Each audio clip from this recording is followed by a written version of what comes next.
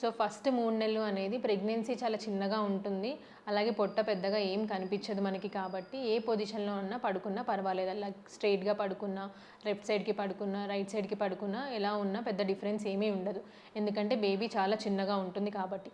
ఆ తర్వాత second trimester and third trimester మెయిన్‌గా ఒక 6థ్, 7థ్ మంత్ తర్వాత నుంచి ప్రెగ్నెన్సీ అనేది పెరుగుతూ ఉంటుంది. అలాగే బేబీ వెయిట్ కూడా పెరుగుతూ ఉంటుంది కాబట్టి గర్భసంచి పెరగడం వల్ల గర్భసంచి వెనకాల కొన్ని రక్త నాళాలనేవి ఉంటాయండి. వాటిపైన ప్రెషర్ అనేది పడడం వల్ల బ్లడ్ సప్లై ఇష్యూస్ అనేది రావచ్చు. అంటే గర్భసంచి కి బ్లడ్ సప్లై చేసే వెజల్స్ అనేవి ప్రెస్ అవ్వడం వల్ల కొంచెం రక్తం సరఫరా కొంచెం తగ్గిపోయే ఛాన్సెస్ ఉండొచ్చు. ఎప్పుడు అనంటే అలా స్ట్రెయిట్‌గా పడుకున్నప్పుడు.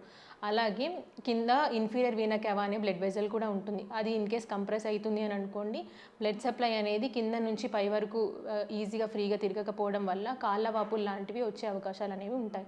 అందుకే ఇలాంటి పేషెంట్స్‌కి మనం జనరల్‌గా ప్రెగ్నెన్సీలో 7థ్ మంత్ తర్వాత నుంచి ఎడమ వైపు తిరిగి పడుకుంటే కొంచెం రిలీఫ్‌గా ఉంటుంది అని చెప్తాము. ఎందుకు అనంటే ఈ కంప్రెషన్ అనేది వెజల్స్ పైన ఉండకుండా ఉంటుంది కాబట్టి, కొంచెం రిలీఫ్ ఉంటుంది కాబట్టి యూట్రస్‌కి, బేబీకి కొంచెం రక్తం సరఫరా కానీ, న్యూట్రియంట్స్ అనేవి కానీ ప్రాపర్‌గా సప్లై జరుగుతుంది.